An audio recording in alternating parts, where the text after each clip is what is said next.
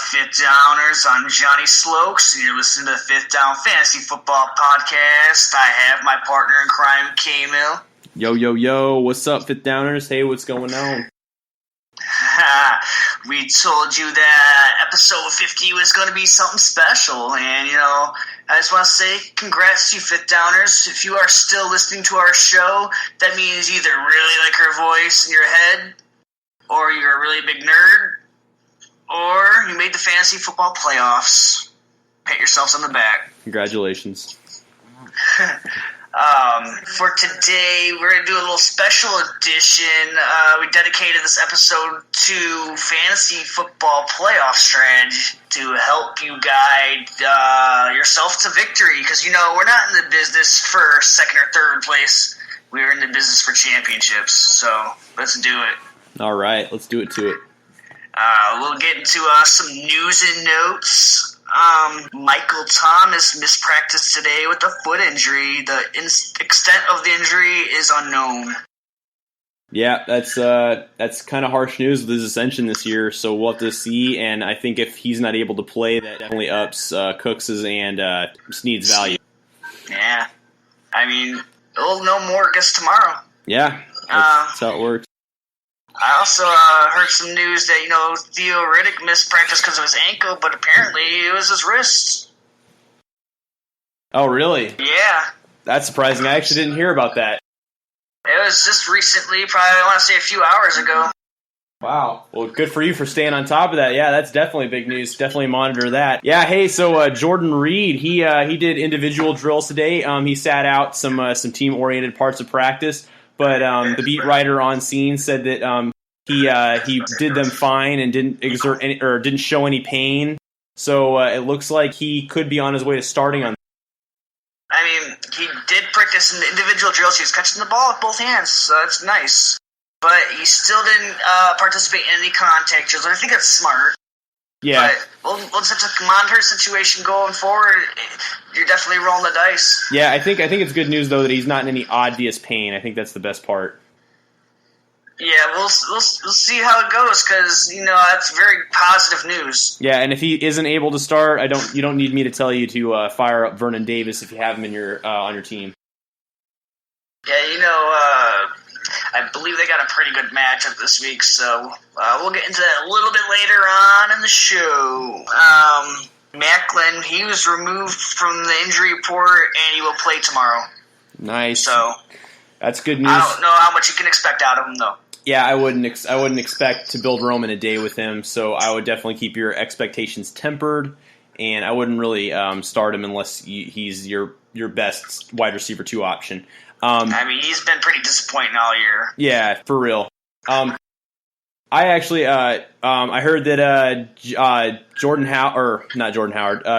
Matthews and Ryan Matthews, both of the Matthews on the Eagles, both returned to practice today, so that's pretty good. Peterson returned his promise that they would return. Yeah, however, another thing to keep in mind, though, is I would keep an eye on both of the Matthews, and I wouldn't start them unless you had to. Trevor Siemian was splitting time at practice at first team with obviously Paxton Lynch, but it looks like he's on track to return as a starter. Yeah, that's understandable. I think all Denver fans are hoping that Siemian starts because Paxton Lynch, he's awful. Yeah, he's obviously has a long way to go. It doesn't seem like he's very comfortable with the offense. He seems like his pocket presence is probably his biggest weakness. He just and his downfield throws. He needs to work on both of those. You can definitely see why they wanted to go with Siemian at the beginning of the year. Yeah, exactly. And the reports we heard all preseason were he's raw. Don't expect him to start this year, and now we know why. Sticking with Denver, I know you're talking about this a little bit before the show. Kubiak said that Forsett will split the workload. Yeah, it sounds like both of the running backs Forsett will be immediately involved, and there's speculation that Forsett has a better handle on Denver's offense because, he played for Kubiak back in Baltimore in 2014. It looks like things are getting murky over in Tampa Bay. According to the Tampa Bay Times, Greg Ullman believes that Martin will remain the primary back, The offensive coordinator is saying Quiz Rodgers will be in an expanded role, and now Charlie Simpson's come back. So, what's going on here? I would feel really, uneasy? I would feel really uneasy starting anybody, and if I had to start one, I would pick Martin, obviously. But that's a situation where I don't think I would pick up Sims or Quiz Rodgers unless I had a drop candidate on my bench. I mean, Martin really doesn't have a very good yards per carry this year. Yeah, but he's also been battling injuries all year. So, and you got to think, coming back off injury, he's faced like 4 tough run defense. To be honest, this has the look of a backfield that I just don't trust, and I'll look for other options. I don't think I just want to stay away from the situation, I think. AJ Green not expected this week. No shocker. No shocker. Honestly, anybody holding out hope for AJ Green, just the light is dimming very quickly, and if you use him, it'll only be maybe for the championship, which how can you trust that when he's coming off of a major injury towards the end of the season? I don't know. I don't like it. Adrian Peterson, he will not return if the Vikings get eliminated from playoff contention. Yeah, and you know what? He's going to want injury assurances in his contract, and he has none right now, so he has no incentive to come play and rush back, so I don't see it. Robert Woods got in a limited practice, so that's good. I don't know if he's going to return, but that's on the right track. Yeah, that's good news, man. The receiver core for the Bills are pretty banged up right now, and they're going to need every healthy body they can get, so... And not only that, I think it helped benefit Sammy Watkins too, because you obviously need to cover another receiver, not just Sammy. Yeah, I agree 100%. No practice for Julio, no shocker, no problem. Kaepernick will be the starter week 14, so that solves that puzzle. Yeah, he actually has a pretty good matchup too. Yeah, I know we were talking about how he could be a decent stream, so that's good news. Yeah, that is very good news because I picked him up as a stream in one of my leagues, so hopefully that pays dividends for me. Sammy Watkins didn't practice once again, no shocker. Good news though is he said that he felt better after this past game than he did the week before. Yeah, exactly, and I think it's honestly just a conditioning thing. I think he's getting back into football shape, and he's used to running fast and for long distances. So this is good news to hear. Did you hear why LA's having a down year according to Jeff Fisher? It's pretty funny. Oh, they're having a down year, yeah. The one where I think they're 4-8 right now. Am I right? Well, he was saying, he's like, we had a lot of high draft picks get hurt, and he goes, and Trey Mason goes AWOL, and Seven Bailey's not around. You can't really expect those kind of things, and it just happens, so we have to deal with it. Yeah. But, Trey Mason was like a late-round draft pick. Said Bailey was like a late-round draft pick. So, who is he referring to? Yeah. Is he just really going to put the blame on those two players while they're having a bad year? I think that's humorous that he's doing that, but it's also how amateurish he is. I mean, this guy just signed a contract extension for, 4 years? Or no, 2 years. It's a 2-year contract. Years. Yeah, 2-year contract extension for 7-9? That's his best season. And he's never finished better than third in the division. What's also funny is he still thinks that Danny Woodhead plays for the Patriots. Wow. It just shows you how out of touch he is with people. Really? Where'd you get that piece? I had not heard that. When the week they were playing the Patriots, he was talking about the running backs. He was like, they got a lot of versatile guys. They got Brandon and they got Danny. Oh, man. That's all he went into it. Jeez. I think he was referring to maybe he was referring to Brandon Bolden and Danny Amendola, but I don't see it. He's talking about the running backs. Yeah, jeez. Okay. All right, man. Brandon Bolden only got 2 touches all year. Yeah, legit, yeah. Let's want to get into some strategies about adding and dropping players. Yeah. That's the hardest part. I think that's always Especially my hardest part is because I can never know when to drop somebody. When is enough chances, I mean, you got to look at it. Is this the appropriate time to drop this player? You got to look at the waivers. Always check the transaction logs. There's people that are dropping players that maybe are still some value to them. Yeah. what I like to do is I like to look at the team I'm playing. Do they have the weaknesses or injuries at the position that I'm looking to drop, or maybe they have some weaknesses or injuries that I can exploit? Yeah. I mean, say you have a conundrum at running back. You're not sure. You're like, oh, man, should I drop this guy? Look at the other team. Do they need a running back? It's like, well, maybe I shouldn't drop this guy because if he picks him up and uses him against me. Yeah, that's always a good strategy too. If you see the guy and he does have that sort of a thing where he has an obvious or he has a non-obvious start or not start candidate. You're going to be like, yeah, you're gonna be scrambling, and you want to watch who you drop and who might be able to pick them up. I know they go on waivers for like 2 days, but you really got to keep an eye on it. Another thing is you gotta judge whether you can make this claim or you can just wait. Because a lot of times you might be able to wait, especially if it's like a kicker or a defense or even a tight end. You might be able to just wait and get them without wasting a waiver claim. Yeah, that's losing that waiver spot. That's usually how you should always do it, unless you have a glaring weakness. Like I know in the start of the season, I had to use a waiver priority early because I wanted Tyrell Williams because Keenan Allen went out that first week. And sometimes, so if you have a glaring weakness, you should use that waiver priority. But if you don't, and you're just looking to maybe upgrade your team or like get a bench stash, you should always wait and see, and don't waste that waiver claim. Another strategy you can go into is, like I said, look at the other team. Do they have any weaknesses or injuries that you can exploit? Because, say they really need a tight end. You don't necessarily need a tight end, but what I like to do is always have, like, one spot on your roster. Maybe it's an empty spot, or maybe it's just a guy you'll never play, and you could just be your throwaway player, basically. And you can, say, oh, you really need a tight end, motherfucker? Well, I just picked one up. And I like to call that blocking, you just block them. Yeah, exactly. Yeah, if they have a glaring weakness, I think that's a great strategy to have. In fact, I've never really utilized that one, but that is a very helpful thing, because I always have problems with, I want to drop this, running back handcuff, but, I want him in case something happens because he could really be good down the stretch. So that's always hard for me. Well, I got one example of how I did it last year. I know I was playing this guy. It was at the end of the year, it's like week 15 or 14, something like that.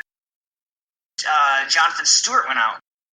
And, this is like everyone had this conundrum. Is it going to be Artis Payne or is it going to be Fozzie, So I actually went all the way I cut two wide receivers I didn't need. Because, I had a pretty good quad, so I dropped them both, and I picked up both Fozzie and a Payne train, so it blocked him. He didn't have a running back to play. Oh. He had some good running backs, but he didn't have anything on the bench. Yeah, that was in the league we both played in last year, I think. It was our league last year. Yeah, that was it, yeah. Yeah, I remember that, yeah. Yes, it's definitely a good strategy, especially if they don't have a lot of depth on their bench. Yeah. I always think a helpful strategy, and I say this all the time, man. I call it hoard the backs, and I love this strategy because, if say you're good at receiver, you're good at all your positions, you don't really have a glaring weakness. What I like to do is, at the end of the season, teams like Dallas, who they want to get their starters healthy for the playoffs, maybe as soon as week 16. A guy like Alfred Morris hit for fucking peanut. Yeah, you could use him in your fantasy championship, and Alfred Morris, we've all seen what he can do, when Zeke's not in there, behind that Dallas offensive line, he could really get it done. Some of these teams in week 16, they might have their season wrapped up, like they can't really move up in the standings anymore, or maybe they already have the conference locked up, and yeah. So some of these handcuffs could really be valuable. Yeah. Or on the vice versa. Maybe this team is already eliminated, and they're like, you know what, let's just rest our studs. We don't want them to get hurt. That's always the thing, too. Yeah, you have to keep your eye out on that. That's always something that becomes an issue at the end of the season. So it's always better if they have players from a team that's fighting for that playoff position, because a perfect example, Atlanta. If Atlanta was in prime position, if they had already clinched a playoff spot right now, there would be no question that they would sit Julio Jones this week and let him get healthy for the playoffs. But they're fighting for their playoff lives right now. So, I know Julio has like turf toe, and they're going to try to push him to play, because they need all their playmakers to try to win down the stretch. And I am a big believer in playing players for teams that are fighting for those spots. I feel like they're going to come out hungry. Yeah, in most cases they are, and sometimes not. It's not always accurate, but yeah, if you got teams in the playoff hunt, like say, I know that like teams have been mathematically eliminated, say like the Cardinals who have David Johnson. I mean, they're not going to sit him because there's still mathematically a chance they could go. They're not going to go to the playoffs though. It's too little, too late. There's one other thing I want to bring up. It's kind of an experiment that I kind of want to try, but I feel like it's really risky. So don't try this in your league. But called like baiting your opponent. Like you got, say, a decent player. He's in a bad matchup. They have a weakness at that position, and you drop that player. Seeing maybe, hey, you're gonna pick him up and use him, and then he maybe gets you like 2 or 3 points. Maybe gives you an edge. Yeah, that's true. I've never done that before. It sounds really risky, and you're most likely not going to have that player for the rest of the year. Yeah, exactly. It's very risky because if he does pick him up, which is already a low probability as it is in a 10 or 10 plus league, and not just that too, you're pretty much, in the first round, you're burning him. I'm talking about like a player like maybe like Sammy Watkins. Oh yeah, wow, that actually does make sense. Yeah, that you could drop him. You're like if you as an owner are on the fence about using a certain player, like Sammy Watkins, for example, and you drop him, and the guy's like, "Ooh, I do have a weakness at receiver. I'm going to start Sammy." And it could also backfire on you. Sammy could have a fucking all world game. You never know. I got a question for you. Okay. If you have, like, say, like a running back or a wide receiver, it's like a wide receiver, running back, 3 or 4, would you feel comfortable dropping them for someone off the waivers to use just for 1 week that's in a plus matchup? I would say if it's not one of your studs, then yeah, I would consider doing it. Like if you have, I think the only time I would consider doing that is if I had real question marks in the flex. And there were a couple guys I had pegged on the waiver wire, like as guys that I would maybe start because of their plus matchup. Then I could see myself doing it, like getting rid of a guy, like I don't know, Tyrell Williams on my bench, with his current injury. Maybe dropping, I agree with that. Dropping him and maybe getting a guy like I don't know, somebody that would be on the waiver wire, like maybe I hate saying this, but like a guy like maybe. I don't know, Kenny Britt, of all people. I hate saying this because I can't trust the Rams. But, and using him for 1 week because he had a really good matchup, and he's been on a good track record, Yeah, we'll talk about him actually a little bit on the show. Let's actually, we're getting into that right now, actually. Let's talk about rest of the season positions and, like, their strengths of schedule. Sound like a good idea? Yeah. Yeah, it's, I'm not really a guy that really likes to look into rest of the season schedules because, a lot of things could happen. There could be injuries and maybe the defenses just don't play as well, stuff like that. But the top 5 easiest passing schedules for the playoffs go as follows. Tampa Bay, nice. Denver, Houston, Minnesota. Wah, wah, wah, wah. Yeah. But Atlanta's number 5. Okay. But I'm just saying, a lot of the top passing schedules go to teams that can't pass the ball. Yeah, right. That's true. That is so true. But Matt Ryan and Julio Jones should eat. Yeah, definitely. And same with Jameis and Mike Evans. They should eat too. Yeah, I actually really like Evans. I think he has a good chance to finish as wide receiver 1 this year, just because of his final schedule.